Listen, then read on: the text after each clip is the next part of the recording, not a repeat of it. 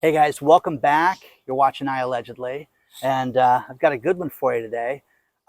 With everything with the banks, I've had requests for Bob to come back on and give his 2 cents and everything. So Bob Kudla is here today, and we're going to cover everything with the economy, with the stock market, with metals, with the banks especially, because everybody's freaking out about that. And before I get into it, please hit the like button. Please subscribe to the channel. Don't forget to join the email list. Almost 1,000 people joined the email list last week, which is crazy. You should be on it because an email is going out this week. Bob, welcome back.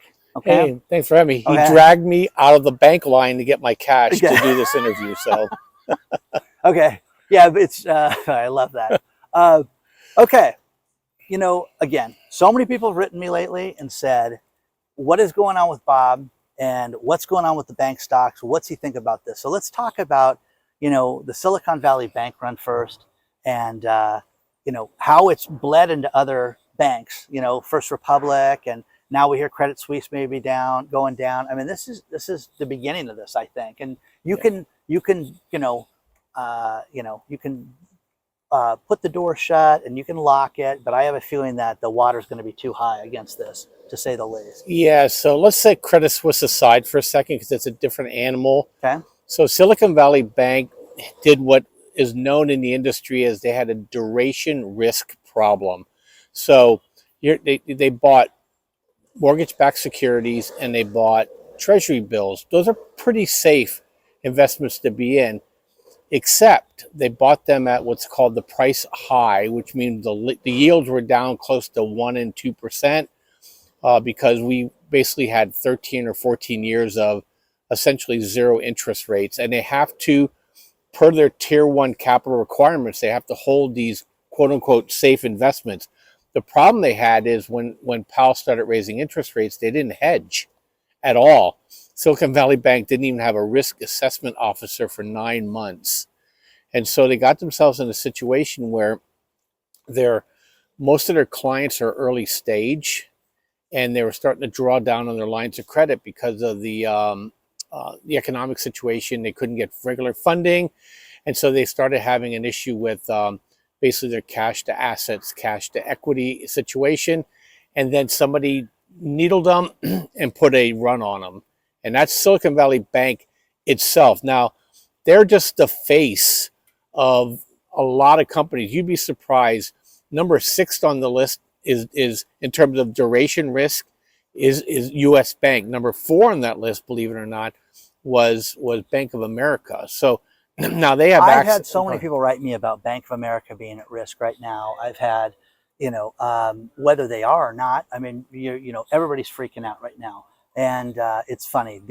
My daughter and her friends, people in their 20s, are all, you know, over the edge right now with this, and you know, all news gets spread via Twitter, and you know, like I read a great headline today that this is the first bank run that was started via Twitter. So you're going to see a lot of problems with this. And yeah, they're not fast enough. And look, this is a big issue because Powell keeps raising rates into this, and they're just mismatched, and cash is draining out of the system right now completely. You know, and you don't have to panic, but make sure you have cash because, you know, ultimately Where have you guys heard that before? Yeah, probably one of his podcasts. Yeah.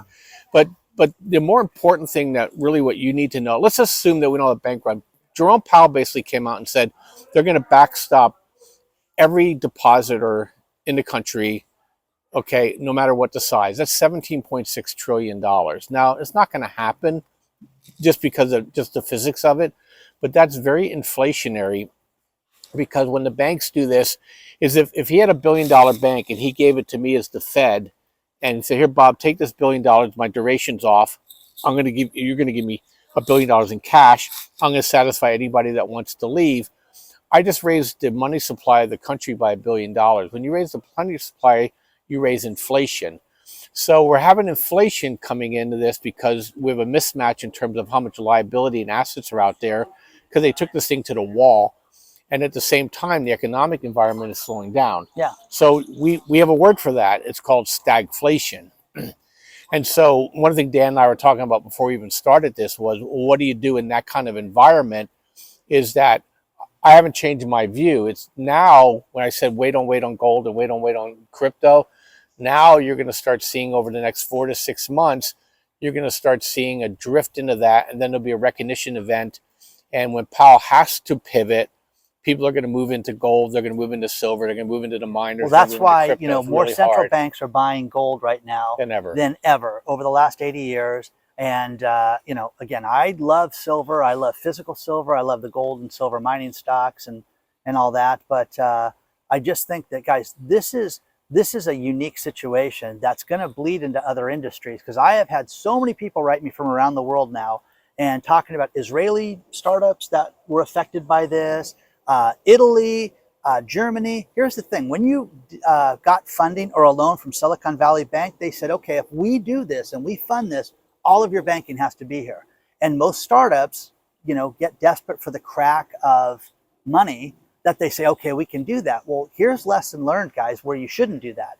And you should have some type of secondary account, because so many of these people were left, high and dry, and they're gonna see people go out of business still as a result of this. And it's just a matter of time. Yeah, and for us, all we really care about is, to me, all that is Charlie Brown, wah wah wah wah wah wah wah. It happened. They forced this situation on. Now they're forcing inflation in. But as these banks start to consolidate again, you're going to have less loans. Mm-hmm. And so that's what I'm saying. So it's a situation now where there's 40% of the Russell 2000 is cash flow negative, Dan. And so what that means is that it's highly dilutive if they get money at all. And if they can't get money, they go out of business or they get absorbed by another company. It's called an undertaking. Say that one more time, that stat, one more time. 40% of the Russell 2000 is cash flow negative. Wow. And that's without a recession. So you mean the recession see, Bob, we're in a recession right now. This is, you can call recession. It, yeah, you can call it growth recession, progressive recession. You can call it whatever you want. This is a recessionary time right now. It really is. And I just think that this is the beginning of this. And the one thing that we've warned people time and again is to have money in multiple banking, establishments. You have to have a bank. You've got to have an online place to pay bills. You've got to have a place to get paid. We understand all that. But the idea with it is that people just have one. And I literally, as I stopped here, I had multiple people ask me, how much cash should you have? If you are on a fixed income, you get a pension, you get your Social Security, try to have 10% of your money sitting in a drawer. Don't tell anybody about it. Stack in private, keep it to yourself. But what would you do if you didn't have access to a bank for 7 days, 10 days? And some of these people, 5 days, that's what they're experiencing right now. So this is real. We had an internet outage in Canada last summer that affected banks in the South. So who knows what could be the next thing that's going to affect you. And again, these banks, these bank runs, they're house of cards that are not being managed well. So yeah, and people ask me, and I'm sure you'll ask me this too. So I'll just let people know how I'm personally positioned right now. Is that we have our income, our portfolios are in energy, is in gold and silver miners, in shippers, believe it or not, are doing really well, and ZIM, check this one out.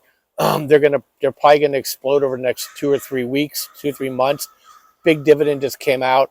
They have a lot of buying pressure power right now.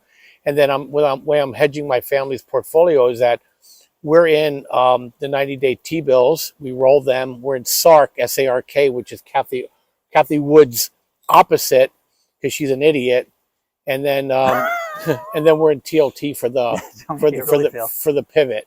Okay. So that's kind of how we're positioned right now. Now, let's talk about natural gas. I mean, I don't see this slowing down. I see that there's going to be more demand and that price is going to go up. How do you feel about that? Yeah, absolutely. We love natural gas. This is the season, April to June, where they got to refill. At the same time, Europe doesn't have enough natural gas, and our producers are starting to produce less.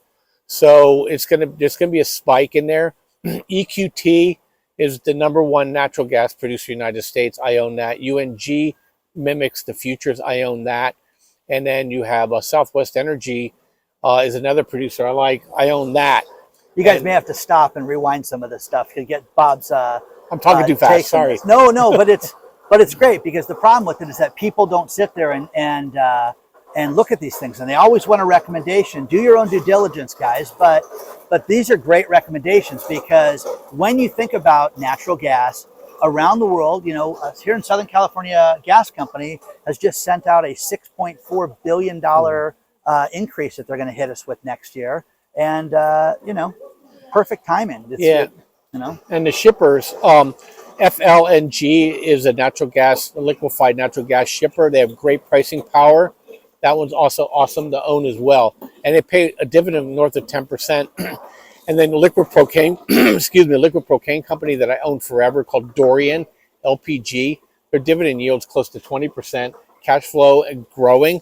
What's Dorian's ticker symbol again? LPG. LPG. And it's just 20% dividend. It's an ATM machine, and so we love it. There's liquid propane shortage out there, and so they're just printing money. And then there's one in South America called YPF.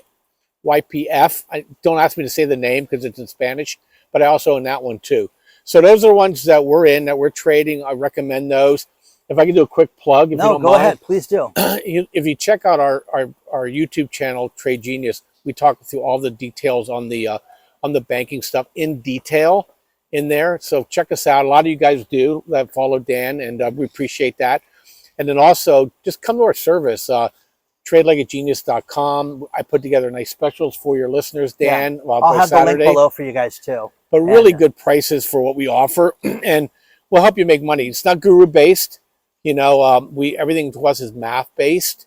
We trade crypto, we trade stock, we trade the crypto miners too. That's going to be coming up. We did a nice trade yesterday where we traded Mara. Made a quick one pointer for the people in the room, and they're not quite ready for prime time yet. So you brought up a great point. 1 point, okay. Now here's the thing: people go out and they sit there and they wait for the 25-30% return before they sell something. And you've told me time and again, Dan, take profits. Dan, never be ashamed to take a profit. And people don't do that early. People sit there and wait, and then disaster strikes. And everybody wants to hit a home run, Dan. Yeah. Singles and doubles. Our philosophy is see trade, see profit, take profit. There's always a trade tomorrow, every single day. You may not believe it. You're hoping this thing's going to be a home run hit. That's not how it works. The people that make the most money get rich slowly. With the economy right now, let's talk about the banking stocks right now. Do you think it's a good time to buy the banking stocks right now? Because I personally don't. I think that this trouble it's just gonna get worse, and you're gonna see bigger problems. And I do think that some of these big guys are gonna swoop in and take over the little guys. I think that you're gonna see the big four: J.P. Morgan, Chase, Citibank, and Bank of America. I see Wells Fargo too. But they're having problems too. So these guys can't absorb, because depending on how upside down these regionals are, they can't put their assets and liabilities at jeopardy too. So it's going to be a really interesting situation where right now the regional banks are probably in a lot of trouble. Remember that a lot of these guys, Dan, they lent on commercial real estate and construction loans. And people say, "Oh, Bob, just run to the credit unions." Some credit unions are good, but now you got to go in there and ask really hard questions. I want to see your loan book. Yeah, and that's the one thing about a credit union, that they'll show you the financials on that. And the one thing that the Economic Ninja talked about last week was that you're starting to see a lot of the credit unions that so much of their portfolio is auto-based that they're going to have problems with the automotive industry with their sector. So ask the questions, guys. Everybody thinks, "Oh, I don't have enough money to do that," and you do have enough money to do this. So you got to ask a question. But I guarantee you, coming out of this, there's going to be, a lot more transparency required now. People are going to have to show their books. Like, if you're a big institutional, they'll have to get down to the gnat's ass. But if not, you're going to have to say, "Hey, what percentage are in these sectors?" And right now, too, whenever the elites start talking about they have things contained, the baffle them with bullshit stage of the economic crisis has begun. So you're just going to be really, really, really careful here, because when they tell you it's contained and you get a pop in the market, I can guarantee you next 2 or 3 days the market's going to be down. I was like, "Bob, please, it's not raining anymore. Come on out." Okay, it's raining, guys. But I really wanted the information, Bob. Okay, I really do. And as far as, okay, you know, you think that gold and silver is going to be hot eventually. Let's just say that. Not today, but soon. Do you think it's going to, could we see $3,000 an ounce gold? Is that not possible? 2,500? Just a guess. We got a taste of how fast these things can move up this week. So, yeah, I think now We had a 5% move at one point. You know? Yeah, so I think for sure. I think you'll start seeing in the next 18 months, silver will test its highs, gold will test its highs. The crypto miners are going to come back into fore again too.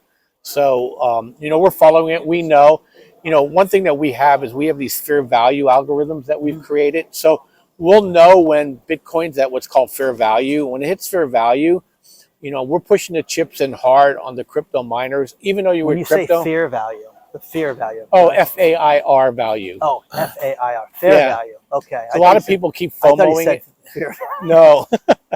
So yeah, a lot of people thinking, hey, the halving's coming, this thing's going to rocket. It's going to be a little different environment this time because of the recession and because of liquidity.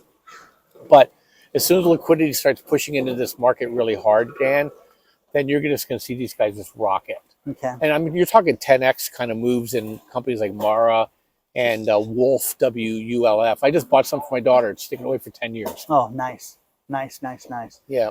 Okay, so let's see. What are the sectors? Uranium, what do you think about that? You think it's still going to be hot? Yep, secular, no problem there. Coal's still going to be hot because of the China's still doing it. Natural gas is going to be good.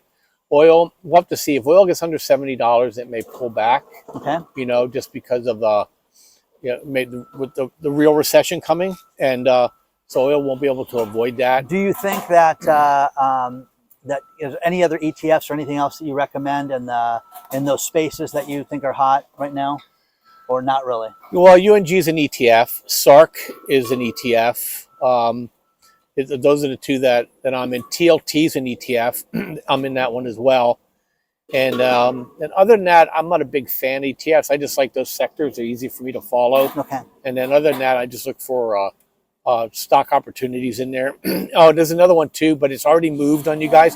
I told you guys about the shippers before, but BDRY was one that we talked about getting the shippers last year. It's already took off. When that one pulls back, that one will be the one to watch as well. Okay. And then, yeah, that's pretty much it. Okay. So that's enough. You guys will get rich enough on that. All right. Well, okay. So the banks. Do you think that this is going to be a contagion that's going to be a bigger problem? Is the dam been held back? The beavers completed everything, and we won't have any water. What do you think? I mean, tell me how bad this is. Yeah, so this is a different problem than 2008. So 2008, we had massive defaults on loans. This time we have basically a massive deficit of cash in the bank. So the Fed's going to be forced to liquefy these banks. And as they liquefy these banks, it's going to cause inflation. So you may not see banks fail before people fail. Well, we just got good inflation numbers yesterday. Everything was great. Everything's going to be fine. You know, yeah. I love how something can go up and people go, see, it didn't go up that much. It's still going up, guys. That's the point. So yeah, and this is a lull. You know, if you notice, goods prices have been coming down, but services prices are not. And so that's an issue. And then if they keep increasing the money supply, everything's going to go up. Look, in the market on Wednesday when CPI report came out, Tuesday when CPI report came out, today's Wednesday for our interview, is that you have all the industrial commodities popped. You know, copper popped and steel popped and iron ore popped and platinum popped. So as the money supply goes up, smart money just says, well, screw you, I'm going into hard assets. And they'll buy all those industrial commodities. So there's no free lunch at this point. So eventually it'll kill them. It'll be the inflation-deflation kind of move. Interesting. Yeah, and people say, well, the banks aren't defaulting, but it won't matter because you will have defaulted by then. Okay. You won't simply be able to afford to live. Yeah. And that's what's going to happen. Now, I'm not saying you and I in general, but in general, people will. People that are, there's going to be a big discrepancy from rich and poor. That's going to take off. And I mean, it's just only getting worse right now. And we're seeing that. I mean, you know, you're seeing a lot of small businesses go under. You're seeing things that are companies that are undercapitalized that can't get lines of credit. And I think that's just a matter of time that they're going to be cut off. And between now and spring, that you're going to see a lot of people lose their funding. And you guys have no idea how many times people need a line of credit to operate their business. If you own a construction company and it's raining, employees have got to get paid on Friday and you got to hit that line of credit. If you don't have it, nobody's getting paid. So Well, yeah, the issue too now is everybody pushing their money to the Fed. That's onerous terms, so Mhm. they're gonna do everything they can to call back whatever lines of credit they have out there to get their capital ratios intact. So they're basically like, screw you, I got to survive more than you do, and that's what's going to happen Yeah. here. So this is going to be a slow. We always called it's going to be the Alzheimer's market. It's going to be the long goodbye. So it's just going to every day. It's good today, and then it falls down again. It's good today, and it's going to fall down. Slowly. Nothing goes down in a straight line. Nothing goes up in a straight line. And we're going to see this thing just go down like Teeter that. totter down. So And, so either you have the day trade or you have to longer swing, to catch your conviction. So, and we help people with both of that. Yeah. So whatever way one you more want to play time, it. do me Trade Genius one more time, because I'm always grateful. I can't believe I talked you out to coming out here in the rain. Go ahead. It was fun. I didn't check the weather report. So tradelikeagenius.com, 7 bundles. They're 65% off. They're already pre-discounted, or you can just go into the room, and here's the promo code below. So check it out. 40% off anything that's not bundled, gross to net off the list. We trade stocks, we trade crypto, we trade the futures markets, we do option trading, and then we'll also teach you how to trade the crypto miners, because that's a really nice way for people who are afraid of crypto to make money on crypto. And then even if you want education, we'll help you there too. Couple things. Okay, so any bank that people should be leery of, any recommendation that you have, any list of banks that you have, anything like that you can recommend? Yeah, so we have them on our podcast. So go look the last couple of days. But I'm also going to give them to Dan, so you can throw them in underneath too. Oh, that's great. So a list of banks that you think are questionable, or what's the well? See, I don't want to use the word questionable. What I will tell you, these are the banks that have a mismatch in their duration that are going to force them to have to go to the Fed window, and it's going to put their financials in under more stress. Okay. So I wanted to just let you know that. So you do that so you can do some homework. Well, that's a great way to put it. So but then if somebody's on that list, okay, Mildred finds that her bank's on that list. What would you recommend she do at that point? Yeah, well, then I would probably contact the bank, number one. Number two, she has a lot of money in there. Then I'd either do what's called a money market sweep into federal T-bills, so that in case that bank does get caught, you immediately get your bank account moved to a more stable bank. Okay. And then you have access to it in a couple of days. But what Dan said is right, 7 to 10 days, because if you have good money in a bad bank and it gets caught, usually in 7 to 10 days they'll resolve it, but you'll need to have cash, and then you're gonna have to go through the process of getting your stupid bill pays all set up. Yeah, again. I've had a lot of people write me and say, "What's it like to be right? It's so great," So it's good and it's bad, but these are trying times, guys. They really are, and I am so grateful for you, and I'm going to bring Jack back on too later. We're going to try to talk him into coming back on the show too. So I appreciate this. So thank you, guys. Thank you for being here, and thank you for coming out in the rain. And I know that no problem. It's not raining, Bob. Hurry. Yeah. Okay. So please don't forget to hit the like button. Please subscribe to the channel and take a look at Trade Genius, Trade Like a Genius. Okay. And but thank you guys. And don't forget, if you want to email me anything, hello@iallegedly.com. And anything you want to close with? Yeah, we take no joy in this. We view this as a mission. So we want you to be prepared so you're not surprised. And when you're forearmed, you're forewarned, and you don't have stress. Yeah. Okay. Good luck, guys. I will see you guys very soon. Thank you.